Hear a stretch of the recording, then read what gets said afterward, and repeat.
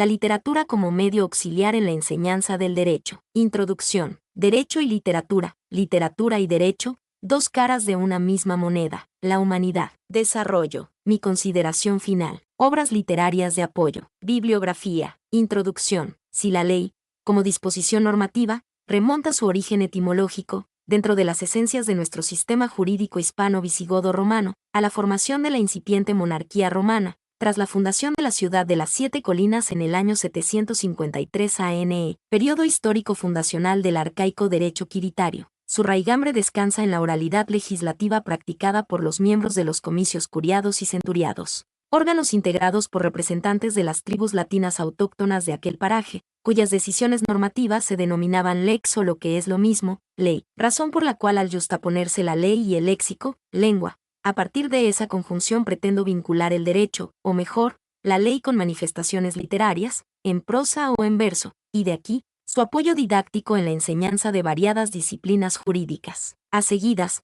someto a la consideración de los cursistas mis dos textos, híbridos literarios y jurídicos, escritos para estimular la enseñanza de ciertas disciplinas de la carrera de Derecho. Contextos jurídicos de expresiones literarias no es un ensayo, es un libro destinado al aprendizaje informal de la historia del derecho a través de la lectura de diversas obras literarias, muy populares en nuestro país. El interesado en su lectura, si lo desea, puede enviar su email al editor de esta monografía, quien, si me la ofrece, yo le remito al solicitante una copia electrónica de dicho libro. Sostienen el filósofo francés Jean-Paul Sartre y el novelista cubano Alejo Carpentier que el quehacer literario se teje sobre contextos de todo tipo. Mi intención pedagógica es revelar el contexto jurídico de las expresiones literarias seleccionadas para esta ocasión. El derecho y la literatura son manifestaciones de la conciencia social. Cada uno refleja la realidad material, a su modo, de la sociedad que les genera. Sus esencias responden al momento histórico concreto en que se producen, y por ello, se trenzan pero no se fusionan, conservan sus individualidades. Apareadas, las normas jurídicas y las bellas letras han transitado por todas las sociedades clasistas hasta nuestros días. Por inocuas que broten en la imaginación de sus autores, la prosa y el verso descansan en el sustrato normativo y punitivo de la organización política de la sociedad. La fértil imaginación de los creadores artístico-literarios puede viajar al pasado y recrear una atmósfera social que dejó de existir. Los sistemas jurídicos, ya sobrepasados por la historia, a veces, lamentablemente, resucitan en el presente. Estas consideraciones han servido para desarrollar la exposición que someto a la paciencia de mis oyentes. En ellas intento conjugar ambas disciplinas sociales con el propósito de hallar el hilo de la mitológica Ariadna y, ya sostenido por las manos del lector estudiante, llamémosle Teseo, andar por los laberintos que comunican a una y otra. El sendero avanza de una formación económica social a otra, según los textos literarios seleccionados, en correspondencia con el programa docente, criterio que atiende a su representatividad más objetiva del periodo histórico, la tangibilidad de su urdimbre legal y la meridiana densidad de su narración. Pienso que lo escrito puede contribuir al conocimiento de pasajes legales y literarios en las carreras de Derecho, Historia y Estudios Socioculturales, donde una y otras no lleguen, en razón de su perfil profesional. Derecho y literatura, literatura y derecho, dos caras de una misma moneda, la humanidad. Mi libro auxiliar Quijote y Derecho, Ley en Ristre tampoco es un ensayo, es otro texto informal destinado al aprendizaje episódico de la historia del derecho, sin pretensiones de abordar su vastedad. De igual manera, el interesado en su lectura, si lo desea, puede enviar su email al editor de esta monografía, quien, si me la ofrece, yo le remito al solicitante una copia electrónica de este otro libro, el más universal de los hidalgos españoles, Don Quijote de la Mancha, con su adarga iniesta y lanza en ristre, nos guía a deshacer agravios en los sinuosos campos de la historia general del derecho. La impronta cervantina,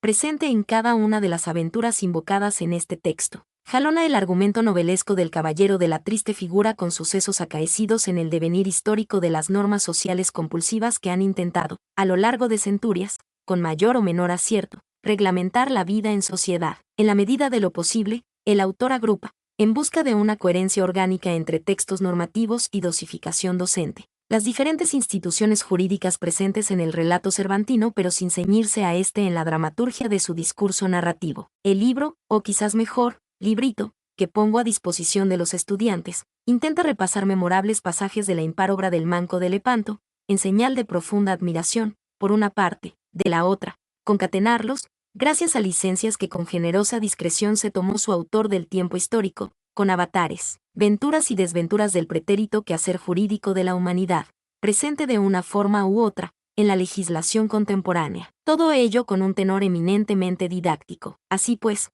como sentenció Don Quijote a su inseparable alter ego, el que lee mucho y anda mucho, ve mucho y sabe mucho. Cuando formulo la siguiente interrogación a mis alumnos, ¿no has leído el Quijote? Les ánimo, ante tanta negación escuchada, con todavía tienes la oportunidad de hacerlo, y hasta los muertos, que como el Lázaro bíblico, se levantarán de sus tumbas para disfrutarlo. Cabalgamos, Sancho, cabalgamos, le dijo Don Quijote a su fiel escudero, les cuento a los estudiantes y pido cabalgar con ellos junto al caballero de la triste figura, no sobre clavileño, el alígero caballo de madera, sino sobre la obra mayor cervantina, para adentrarnos, de consuno, en los laberintos históricos del derecho universal, guiados por las bellas letras. Pero en vano. Prefieren el teléfono celular. Desarrollo. Los textos en cuestión devinieron en soporte esencial para el desarrollo de las clases en las asignaturas de Historia General del Estado y el Derecho, Derecho Romano e Historia del Estado y el Derecho en Cuba, disciplinas que brindan los fundamentos históricos y teóricos necesarios en el desarrollo de nuevos juristas. Al ser conjugados con obras literarias, aumentan el diapasón cultural de los estudiantes. Por supuesto, se me podrá objetar la brevedad de las invocaciones literarias recurridas en auxilio de la clase, es cierto, pero casi todos los temas contemplados en el programa docente, dado la vastedad de momentos históricos a reseñar, cuentan con muy poco tiempo destinado a su enseñanza, con independencia de la forma de clase exigida. Otra objeción válida es la ausencia de textos literarios clásicos, como soporte docente en los temas pertinentes, tales como Ilíada y Odisea, cuando se estudian las ciudades-estados griegas, la Eneida, en la fundación de Roma, el estado esclavista por excelencia, las epopeyas indias de Ramayana y Mahabharata, vinculadas con el llamado Código de Manú, las hazañas del sumerio Gilgamesh, pariente secular del Código de Hammurabi, el colorido de Popol Vuh en las culturas indianas americanas y sus inocentes normas legales, el portentoso cuerpo de la Suma Teológica de Tomás de Aquino, trascendente en el derecho canónico y feudal, el Cantar del Mio Cid y su imbricación con las partidas del rey castellano leonés Alfonso X, el Sabio, la novela galdosiana el 19 de marzo y el 2 de mayo, episodio nacional vinculado al constitucionalismo hispano y su trascendencia en la América española, y tantas más pero imposibles de sumar a un corto programa docente de no más de 80 horas lectivas. Pero si resultara poco defendible mi posición, añado que no todas ellas están publicadas en nuestro país, o si lo están, son de difícil localización. He aquí entonces, ¿por qué mis dos textos devienen en auxilio de la clase? Aquí van, Los Conquistadores del Fuego. Y, oh desgracia, había muerto. El enemigo destruyó dos de las jaulas. Encerrado en la otra, se le vio desfallecer durante la fuga, pálido y moribundo, y finalmente se desvaneció. Primera parte, capítulo primero, La muerte del fuego. Con tan patética descripción desliza el belga J. H. Rosny, 1856 a 1940. Su novela de aventuras prehistóricas Los Conquistadores del Fuego, cuyo eje argumental gira en torno a los sinsabores del hombre primitivo en perenne lucha contra la naturaleza salvaje, aún no domeñada por aquel. Dos conceptos claves, entresacados de su contexto dramatúrgico, nos sirven para situar históricamente los hechos narrados. Fuego y horda. También de su lectura se extraen consecuencias sociales, prejurídicas, tales como la familia, la actividad conjunta en la casa y la recolección de alimentos. Este texto lo complemento con uno de mi cosecha que lleva por título Aventuras y desventuras de los hombres de las cavernas. Quo vadis, esclavos y libertos. Casi 18 siglos después de las crónicas de Cayo Suetonio Tranquilo, 69 y 140 NE, el polaco Henryk Sienkiewicz, 1846 a 1916. Toma la figura histórica de Nerón y lo convierte en uno de los protagonistas de su novela Quo Vadis, ¿Dónde vas? Tanto el cronista como el novelista caracterizan la soberbia imperial del César, sus crueles excesos, la fragmentada sociedad esclavista romana que encabezó y la despiadada persecución de los cristianos. En este entorno, Sienkiewicz nos narra la vida de la rehén Ligia y el desmedido amor que un joven patricio experimenta por ella. La novela se inicia con el encuentro de dos patricios, Petronio y Marco Vinicio, su sobrino, aquel de disoluta vida y militar enamorado. Trabada la conversación, la atención del joven Vinicio queda absorta. La novela describe muy bien la esclavitud de pueblos no romanos y sus relaciones familiares. Las 1001 noches. Con la expresión albasmala se inician el libro santo de Corán y las 1001 noches. En el nombre de Alá, el misericordioso, el compasivo, y Alá es más sabio, más juicioso, más poderoso y bienhechor. El Corán, libro de inspiración divina, le fue infundido a Mahoma por el arcángel Gabriel, el enviado de Alá. Las revelaciones coránicas,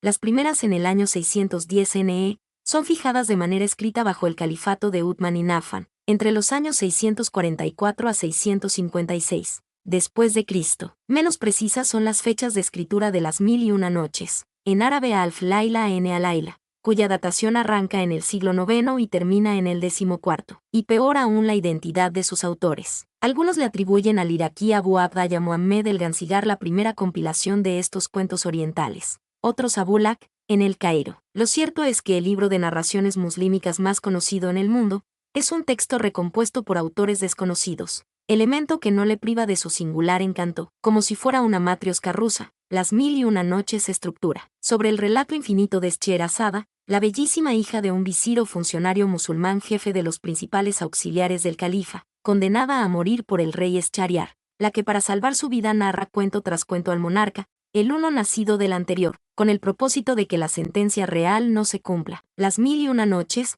de incondicional ambiente confesionalista islámico, en sus relatos invoca con suma frecuencia a Alá, y con ello revela su fe en el libro santo de los musulmanes, el Corán, que además de místico encierra preceptos jurídicos. Las aventuras de Robin Hood, el entorno político de Robin, todo el argumento novelesco del biógrafo y escritor infantil británico Roger Gilbert Lancelyn Green, 1918 a 1987, se revela en el discurso de Robin Hood a sus hombres. Si no lo sabíais ya todos, ahora sabéis que yo soy ese Robin Hood que, durante años, ha amparado a los que sufrían bajo la crueldad y la injusticia de los condes, varones, obispos, abades y alguaciles mayores. Porque uno de nosotros tiene que gobernar y yo vengo de una raza de gobernantes, aunque ahora no somos más que esclavos de nuestros amos normandos. Capítulo 3. Los proscritos del bosque de Sherwood. Con sus palabras, el héroe de Sherwood nos muestra la Inglaterra feudal con sus estratos sociales y la presencia de los invasores normandos. Cupo la gloria de unificar a las tribus anglosajonas al rey Alfredo el Grande, 849 a 899 NE, y con ellas impulsar el feudalismo inglés. Su definitiva consolidación lo logró el normando Guillermo, el Conquistador, 1027 a 1087. Cuando invadió aquel país y repartió entre los suyos las tierras usurpadas a los nativos. Si bien el feudalismo inglés se asentó sobre las bases del contrato de vasallaje, suscrito entre los señores feudales, como propietarios de grandes extensiones de tierra, y los siervos de la gleba, dependientes de aquellos, la invasión normanda le dio un toque de distinción. El trono extranjero se arrogó los poderes políticos y económicos, y, de tal suerte, los señores feudales anglosajones se convirtieron en satélites de la corona normanda. El conde Lucanor, el mosaico de reinos, cristianos y moros, y foros territoriales descosían a la España feudal. Su unidad política fue lograda por los reyes católicos, Isabel y Fernando, a principios del año 1492. La unidad normativa, al menos en apariencias, la forjó el rey Alfonso X, el Sabio, con la publicación de sus partidas entre los años 1263 y 1265, poco más de 200 años antes de finalizar la reconquista de la península. El Libro de las Leyes, nombre original de las 7 partidas alfonsinas. Su número denota la concepción esotérica medieval, constituye un intento unitario enfilado contra la dispersión foral presente en cada una de las monarquías hispanas de entonces. En este entorno político y jurídico, el infante don Juan Manuel escribe el libro de los ejemplos del conde Lucanor de Patronio en 1335. 13 años después las partidas fueron promulgadas por el nieto de Alfonso X. La obra es una secuencia de narraciones, todas cargadas de situaciones que culminan en una moraleja, mantenida entre sus interlocutores, el conde Lucanor y su preceptor Patronio. El infante don Juan Manuel, 1282 a 1349, caballero medieval y defensor a ultranza de su rango social, era hijo de doña Beatriz de Saboya, sobrina de Alfonso X, de aquí que de casta le viene al galgo, o mejor, al hidalgo, su interés por las bellas letras. El infante Juan Manuel es considerado el creador de la prosa narrativa española. Espejo de paciencia, corsarios y piratas. El espejo de paciencia es, ni más ni menos, la recreación poética del colonialismo español impuesto, bajo la espada y la cruz cristiana, en la ínsula de Cuba, cuyo calor tropical hizo nacer nuestras primeras letras y leyes de plumas hispanas asentadas en sus villas. El canario silvestre de Balboa, Troya y Quesada, 1563 y 1644-1649, a manera de un Homero antillano, avecindado en la villa del Puerto Príncipe, en la isla de Fernandina, compone en octavas reales el poema épico Espejo de Paciencia y en él narra, a lo criollo, el secuestro de don Fray Juan de las Cabezas Altamirano, obispo de la ínsula, por el capitán francés Gilberto Girón, señor de la Ponfiera. Su posterior rescate por los vecinos de la villa de Bayamo, a cambio de cueros, ducados, carne y tocino, y, finalmente, el castigo a los perpetradores del crimen, acontecimiento que el poeta data en el año 1604. La segunda estrofa del poema plantea el nudo del conflicto entre insulares y marinos. Don Juan Cabezas es Altamirano, a quien el cielo con amor se inclina, y hace que le confíe el soberano, la mitra episcopal de Fernandina, al cual un atrevido luterano, temerario y osado determina prender, de su codicia apasionado, que nacen muchos males de un pecado. Complemento esta referencia literaria con un texto de mi autoría, publicado en monografías.com, con el título de Verídica Historia de Vida del autor de Espejo de Paciencia, donde ridiculizo el momento fundacional de Cuba y sus primeras villas, en el que los personajes históricos de Silvestre de Balboa y Troya y el oidor Alonso de Cáceres y Obando emprenden un recorrido por las villas criollas, los tres mosqueteros y su saga. Si los llamamos el conde de la Fere, el señor Duballón y el caballero de Herblay, pocos serían los lectores que reconocerían bajo estos patronímicos a los entrañables mosqueteros del caballero Gascón de Artagnan, Athos, Porthos y Aramis, respectivamente. Estos héroes de ficción, vueltos a la vida literaria por su padre Alejandro Dumas, 1802 a 1870, se entrecruzan con Luis XIII, 1601 a 1643, Armand Jean Duplessis, cardenal de Richelieu, 1585 a 1642, Luis XIV, 1638 a 1715, y Julio Mazarino, también cardenal, 1602 a 1661, personajes históricos de la Francia del siglo XVII. Gracias al talento inventivo de Dumas, padre, en sus novelas Los Tres Mosqueteros 1844, 20 años después 1846 y El Vizconde de Bragelonne, 1848 a 50. Entorno histórico. En dichas narraciones, el recién consolidado Estado monárquico francés sirve de escenario a las tramas aventureras, sazonadas de intrigas palaciegas, idílicos romances, heroicas hazañas y pugnas políticas por el poder, trenzadas todas bajo las cuerdas reales y eclesiásticas de la época, sobrepasadas la Guerra de los 100 años. En verdad fueron 116 años de beligerancia desde su inicio en 1337 hasta culminar en 1453, año de la caída de Bizancio, la sublevación campesina, despectivamente apodada por los nobles feudales Jaquerie 1358, término derivado del nombre Jacobo Buenhombre o Simplón, identificativo del campesinado galo, y las revelaciones y martirio de Juana de Arco, 1412 a 1431, la doncella, inspiradora de la victoria sobre los ingleses. Francia, por fin, surge como Estado nacional europeo. El rey Luis XI, 1423 a 1483. 18 reyes franceses se ciñeron la corona real y empuñaron el cetro bajo este nombre, entre los años 814 y 1824. En estos 1010 años de historia francesa, excepto el rey Luis XVI, 1754 a 1793. Todos murieron con las cabezas reales sobre sus hombros. Tiene el mérito de afianzar el poder monárquico, aliarse con la burguesía en sus contiendas contra los señores feudales, y, así, acondicionar el teatro histórico para sus homónimos Luis XIII y Luis XIV, el último de los mohicanos. Cuando los caras pálidas europeos, no me refiero a los vikingos sino a holandeses, pero principalmente, a ingleses y franceses, cruzaron en sus naves el gran lago salado del Atlántico, desataron entre ellos revanchas expansionistas en las tierras vírgenes del septentrión americano y, consecuentemente, la exacerbación de las rivalidades intertribales de los pieles rojas, naturales dueños de sus ancestrales territorios. Este es el meollo de la novela que ahora nos revela la colonización inglesa de los Estados Unidos de América. El escritor James Fenimore Cooper, 1789 a 1851, con el último de los mohicanos nos traslada a la Norteamérica de mediados del siglo XVIII donde, en medio de la belleza natural del agreste paisaje, se mataban franceses e ingleses,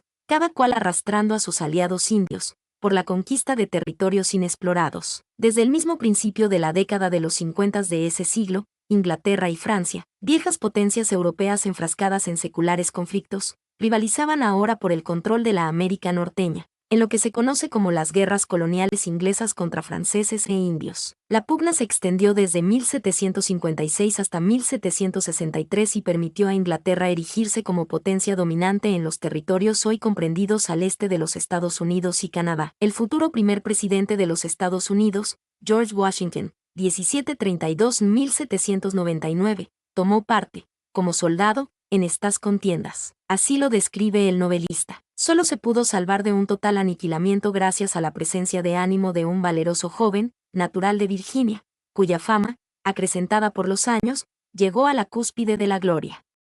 Y para decirlo de una vez, este joven virginiano, que a la sazón tenía 23 años de edad, era Washington. Capítulo 1. La conspiración de los iguales. El escritor ruso-soviético Ilya Grigorievich Ehrenburg, 1891 a 1967, testigo presencial de las revoluciones populares de 1905, democrático burguesa de febrero de 1917 y bolchevique de 7 de noviembre del propio año, en su país. Nos traslada con su novela La conspiración de los iguales a los escenarios franceses levantados por el golpe de Estado de 27 de julio de 1794, fecha en que se inicia el declive de la revolución burguesa. Comenzaba el 14 de julio de 1789, con el asalto a la fortaleza de la Bastilla. Graco Babeuf, la figura histórica de Francisco Emilio Babeuf, 1760 a 1797, permite engarzar, en sus páginas, todo el discurrir revolucionario francés de sus principales protagonistas, desde Robespierre, Maximiliano Francisco María Isidoro de Robespierre, 1758 a 1794, y Saint-Just, Luis Antonio León de Saint-Just, 1761, 1794, hasta Napoleón Bonaparte, 1769 a 1821. Babeuf, conocido entre los suyos por el sobrenombre de Graco, en clara alusión a los hermanos Tiberio y Cayo, reformistas plebeyos romanos del siglo II ANE, enemigo a muerte del feudalismo, combatió a las filas revolucionarias desde el primer momento. A raíz de la traición termidoriana, así llamada por ocurrir el golpe contrarrevolucionario el 9 de Termidor del año 2, según el calendario republicano francés, Graco Babeuf alza su voz y clama por el regreso de la revolución a sus ideales primitivos y propone la implantación de la dictadura de los pobres contra los adinerados. En 1796 se une a un complot contra el Directorio, órgano de tendencia reaccionaria integrado por 5 miembros investidos de atribuciones ejecutivas, pero delatado por un provocador. Es arrestado y, un año más tarde, muere en el cadalso. En la novela cobra vida Napoleón y su figura se encamina a la gran obra legislativa que emprendió, El reino de este mundo. Los alzamientos de esclavos encabezados por Macandal y Bowman, las represiones contra los sublevados y las luchas independentistas haitianas contra la metrópoli francesa. Son los puntales históricos de la novela El reino de este mundo 1948 del prestigioso escritor cubano Alejo Carpentier, 1904-1980. En fluida prosa, el autor nos narra, mediante sus redivivos protagonistas, los hechos de aquella gesta abolicionista y libertaria del pedazo de isla caribeña, remontados al año 1753 y que solo concluirían, al menos formalmente, en 1821, primeras sublevaciones. Un testigo de lo ocurrido a lo largo de estos más de 50 años, el esclavo Tinoel, nos acompaña fielmente en su lectura, ora protagonista joven, ora anciano espectador de la tragedia haitiana. Cecilia Valdés o La Loma del Ángel. Hebras costumbristas, coloniales, esclavistas, románticas e incestuosas surcen el paño social de la novela Cecilia Valdés o La Loma del Ángel 1882 del vueltabajero Cirilo Villaverde y de La Paz, 1812 a 1894. Villaverde, más que un novelista, es un cronista, consagrado por esta obra, testimonial del siglo XIX cubano, entorno político del momento. El relato arranca hacia el oscurecer de un día de noviembre del año 1812. El autor había nacido el 28 de octubre del mismo, fecha de conmociones sociales en la cuenca caribeña y aún más allá. El monarca negro Henry se refocilaba en levantar palacios y fortalezas en su pedazo de isla mientras aniquilaba a opositores políticos, antiguos compañeros de armas, alzados contra la metrópoli francesa. Las Cortes de Cádiz, especie de asambleas deliberantes a la usanza parlamentaria, aprueban el 19 de marzo, en medio de la ocupación napoleónica de la península ibérica, la primera constitución española, de resonancia allende el Atlántico, en La Habana, el 15 de marzo. Se descubre la conspiración liderada por el negro libre José Antonio Aponte, quien 4 días más tarde es apresado junto a otros implicados, y ahorcados el 9 de abril, en tierras de la Nueva España. El cura independentista José María Morelos, 1765 y 1815, y sus fuerzas ocupan las ciudades mexicanas de Orizaba, mayo, Tehuacán, agosto, y Oaxaca, noviembre, y, en Venezuela, el cubano Joaquín Infante, publica en Caracas, el 8 de junio, su proyecto de constitución para la isla de Cuba. Bajo tales hechos se presagia la vida de Cecilia Valdés, principal protagonista de la novela homónima, el ingenioso hidalgo Don Quijote de la Mancha. Harina de otro costal pero de la misma calidad. Resulta el texto de Cervantes que empleo como colofón de soporte literario en las clases de Derecho. De tal manera, tomo 40 pasajes de sus 2 libros intentando una unidad orgánica en su exposición y coherencia con las instituciones de derecho reseñadas. Enhebro un hilo que pretende repasar todas las etapas históricas de los ordenamientos jurídicos en la misma medida en que el discurso de la obra literaria lo permita. Resulta una consolidación de aquellas. Con este material elaboré una asignatura optativa cuyo nombre es Quijote y Derecho, ley en ristre para ser desarrollada en el segundo año de la carrera. Cuando fue sometida a la consideración de los estudiantes, la desestimaron y decidieron por otra. Es de comprender mi frustración profesional, pero, una vez más, me ratificó la convicción de que los actuales estudiantes de Derecho,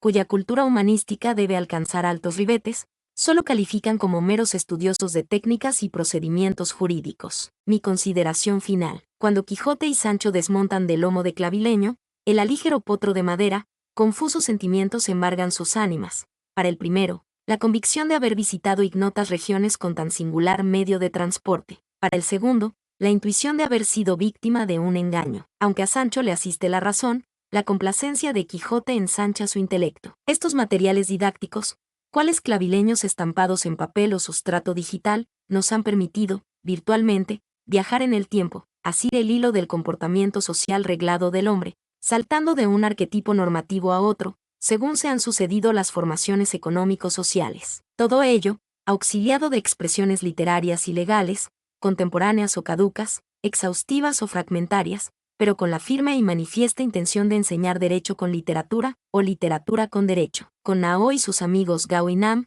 recorrimos los albores de la humanidad, en un mundo primitivo y salvaje, gobernado por la costumbre, desprovisto de derecho escrito. Ligia, Vinicio y Urso nos guían en la Roma esclavista, oprobioso estado cuyo régimen sobrevivirá por muchas centurias más, la ingeniosa Scheherazada, con sus infinitos relatos, donde Mora, entre otros, Simbad el Marino, nos muestra el derecho musulmán, cuyo sostén normativo es el Corán. Robin Hood y su pléyade de ladrones buenos, revelan el amor patrio, fundado en relaciones feudales. El conde Lucanor y su fiel Patronio develan la moral caballeresca de la época medieval, moldeada por el feudalismo hispano. Bajo la égida de Alfonso X, el Sabio, la hazaña del negro esclavo Salvador Golomón y su participación decidida en el exterminio punitivo de los intrusos piratas, llevada a octavas reales, permite apreciar el orden colonial establecido en la isla de Cuba, con la primera disposición legal escrita para ella en su propio suelo. Los archiconocidos Athos, Porthos, Aramis, de Artagnan,